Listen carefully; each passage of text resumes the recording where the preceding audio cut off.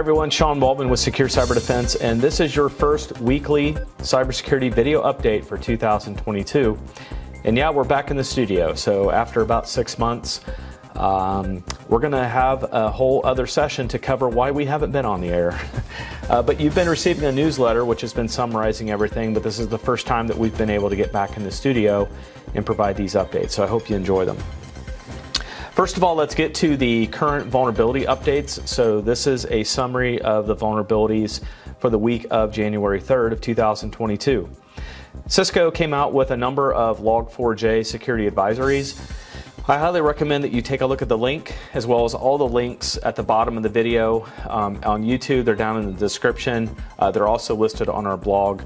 I highly recommend that you take a look at that, and if you've got Cisco products in your environment, to just make sure that you're taking care of those vulnerabilities and providing that remediation. Citrix came out with vulnerability updates for XenCenter and their endpoint product. Google Chrome came out with updates. Microsoft Edge came out with updates for their browser, as well as Thunderbird. And then Netgear came out with a number of advisories around the Christmas break for their home router and Wi-Fi products. Again, the link has a number of model numbers, makes and models. And this is a great opportunity to take just a discussion about home devices. When we say keep them updated, not only are we talking about keeping the firmware up to date and making sure you're current with your software, but if you're running a 5, 6, 7-year-old home router and Wi-Fi, it's time to replace it. So just make sure that you're staying current with the hardware. I know Fortinet has a home product. They partnered with Linksys to release a home security product, home cybersecurity product that will be coming out, I think, the second quarter of this year. And we hope to have some updates and some videos about that product because I think it's a huge step in the right direction for home cybersecurity and taking that up a notch. VMware came out with updates around the same time that Chrome released their updates, and as well as the Android operating system, you should be seeing updates from your carriers. Typically how that works is AT&T, T-Mobile, and Verizon and all those guys, they take some time to test those updates first before they release them. So you may not see them right away, and you can't make them happen any faster. So just keep an eye on your phones and your tablets, and when those updates come out, go ahead and apply them. This week, the Federal Trade Commission came out with a very interesting warning, basically warning U.S. companies that if you don't take care of Log4j vulnerabilities and we don't show that you're properly protecting your environment, there could be some repercussions to that. These videos are kept as briefings, so we're not going to go real deep into this. I still need to actually dive a little bit deeper into this. But what we're going to do over time is through blogs and special video updates to our customers, we're going to dig into some of these topics a little bit deeper and see if we can get to some understanding of what is going on. We saw a lot of this come out around the SolarWinds timeframe. The federal government was putting out a lot of updates from the White House on cybersecurity changes and mandates to businesses to change how they operate. So what I plan on doing is just kind of taking all those topics together and having a session where we can talk about that, and I'll discuss that a little bit more in the briefing today. Microsoft has issued an emergency out-of-band update for the remote desktop technology. This fixes some vulnerabilities and some stability and functionality of that product. So take a look at the link that's inside the video and apply that emergency update as soon as you can. The Log4j continues to kind of hijack the headlines from a cybersecurity news standpoint.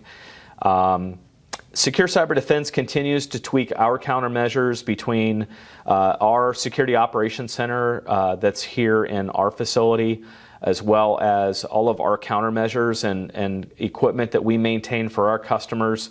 That could be FortiGates and IPS signatures and antivirus signatures, endpoint detection and response capabilities, tuning SIM rules, looking for logs, all those types of things. We continue to continually stay on top of that so that we're detecting that for our customers. But we highly encourage all of our customers to invest in vulnerability scanning technology.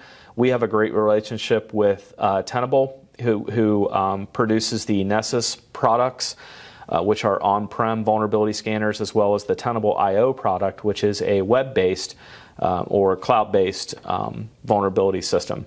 If you're a Secure Cyber Defense customer and you're not currently doing any type of vulnerability scanning, I highly recommend that you reach out to your sales account manager at sales@secdef.com and reach out to them and find out what options there are to get you some vulnerability scanning, either to just get you the scanner itself or to possibly get the scanner and have us perform those tasks for you. But I'll go into this in just a little bit more detail in future episodes on just some of the details of what's going into Log4j. But essentially, the vulnerability scanning is coming down to be a really big deal. I know a lot of you are familiar with us and how we assess against the CIS controls, the top 18 controls. And I always emphasize, the first two controls, right? Know your hardware, know your software, because those are the two most important controls. But I'd also say know your vendors. So a lot of you have already been hit up by your vendors. You've been hit up by everybody giving you status updates on Log4j. But it's still ultimately, as the Federal Trade Commission, I'm sure, is alluding, it's ultimately your responsibility to perform those vulnerability scans and take the proper steps to make sure that you're remediating any of those vulnerabilities. So reach out to your account manager if you haven't introduced vulnerability scanning into your environment. Secure Cyber Defense recently on Monday opened up a new position and brought on Chad Robinson. He is our new Vice President of Advisory. So Chad will head up our consulting division, which has primarily been made up of our vCISO product as well as our cybersecurity roadmap product. So Chad will be streamlining and adding more to those product sets, as well as introducing a number of other product sets as Secure Cyber Defense continues to grow through your investment and trust. And we'll continue to grow out that practice on the consulting side. And then, as you've seen, we're back on the air in 2022. A lot of the reason why we couldn't get here had to do with bringing on some key staff members. Todd Wind was brought on as our Director of Sales, as well as another sales associate will be joining probably in the February timeframe.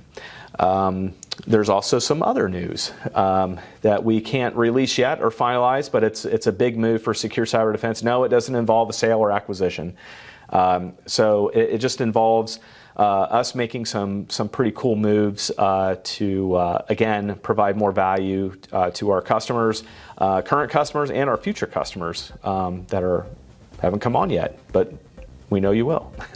So that's all we have for this week. Have a great weekend, everybody. I appreciate you joining me on this first episode. It's a little bit rusty. It's nice to be back in the studio again. And I just hope you have a great weekend, and we'll talk to you next week. Thanks.